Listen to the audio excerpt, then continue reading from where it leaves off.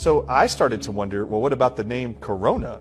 Does it have a Latin definition or a definition at all? So I actually looked up what's the definition. And on dictionary.com, it brings up 13 definitions. Corona, religiously, ecclesiastically, means gold ribbon at the base of a mitre. And I didn't know what a mitre was. So I copied it and pasted it and then hit images. I tell you that if these should hold their peace, the stones would immediately cry out. So this actually could read the Pope's venom, pandemic.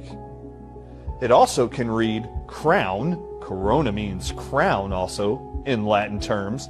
Corona means crown. Visually we see kings represented with a crown symbol. Right. So put that together for me. King, Cobra, venom. It actually could read King Cobra, venom, pandemic. And there followed another angel saying, Babylon is fallen, that great city, because she made all nations drink of the wine of the wrath of her fornication. For by thy sorceries were all nations deceived. I've said this for about a year now, that I actually believe this is more of a religious war on the entire world. I've been adamant about that, actually. The message of Christ forever was, he's the master healer. And faith precedes all miracles, not vaccines. He made a blind man see. Right. He touched the leper. So why are we actually putting more faith in drugs, and why is a man of the cloth supposedly putting more faith in science and a drug than he is in telling people to pray to God? God's greatest creation was you, and you are made up of a DNA strand of genetics that are unique to you.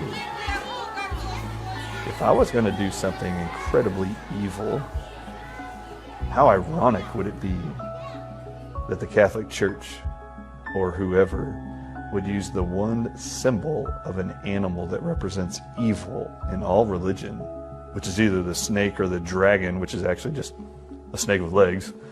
You take that snake or that serpent and you figure out how to isolate genes from that serpent and get those genes of that serpent to insert itself into your God-given created DNA? Have you heard of the Pope's Audience Hall, also known as the Pope the Sixth Audience Hall, or the Hall of the Pontifical Audiences? It lies partially in Vatican City and partially in Rome, Italy, named after Pope Paul VI, and built in 1971 by Italian architect Pier Luigi Nervi. It seats 6,300 and contains a bronze statue called La Resurrezione, designed by Pericle Fazzini within. This all sounds pretty straightforward so far, but let's dive into what makes this building so strange. We'll start with the less weird and get progressively weirder as we go. The building was designed with reinforced concrete by well-known architect Pier Luigi Nervi. Nervi is known for simple yet practical designs that are strong and made to last.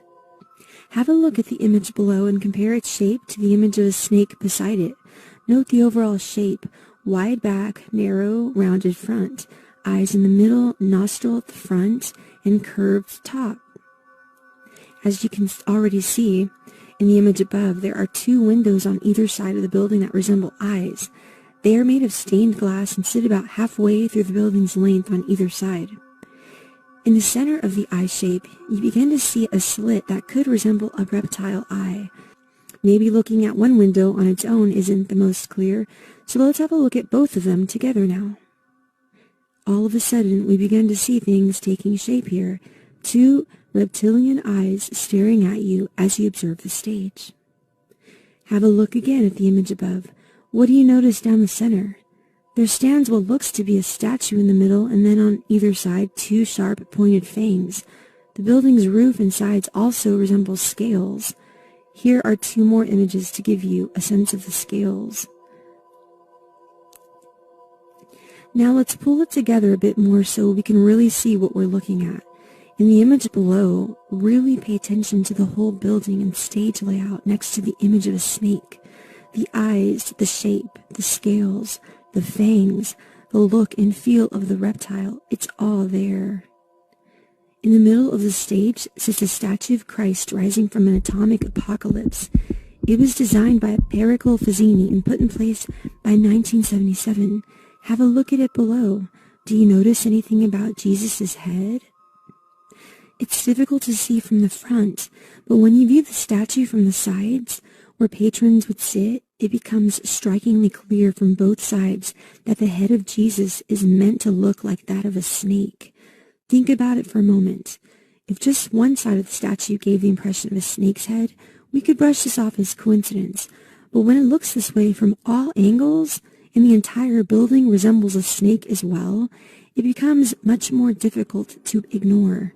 One must begin to realize that this was purposefully designed to appear this way.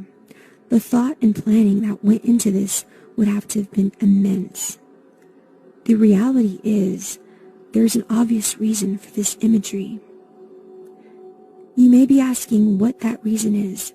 Why was this building built in such a way that the Pope appears to be speaking from the mouth of a reptile? I believe we're getting closer to the third stage when it comes to understanding who truly runs and has influence over our world, which is why this snake symbolism exists here. I think this is the plan all along, was to get the serpents, the evil ones' DNA into your God-created DNA. And they figured out how to do it with this mRNA technology. They're using mRNA, which is mRNA extracted from, I believe, the king cobra venom. The king cobra venom. And I think they want to get that venom inside of you and make you a hybrid of Satan, no longer just belonging to God or a creation of God's. And after these things I saw another angel come down from heaven, having great power, and the earth was lightened with his glory. And he cried mightily with a strong voice, saying, Babylon the great is fallen, and is become the habitation of devils, and the hold of every foul spirit, and the cage of every unclean and hateful bird. For all nations have drunk of the wine of the wrath of her fornication, and the kings of the earth have committed fornication with her, and the merchants of the earth are waxed rich through the abundance of her delicacies. And I heard another voice from heaven saying, Come out of her, my people, that ye be not partakers of her sins, and that ye receive not of her plagues.